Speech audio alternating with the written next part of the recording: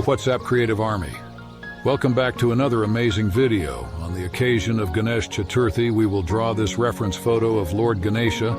I am using a 4-size drawing sheet and grid technique to finish the drawing. I hope you like this video and don't forget to subscribe to our channel.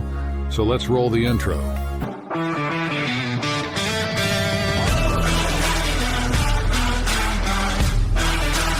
This technique is eligible for any drawing of any size.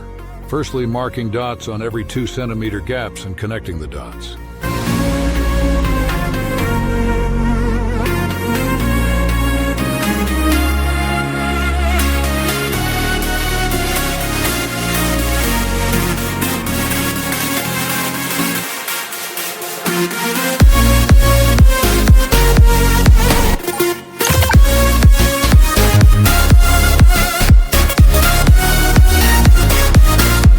Finished to draw the grids.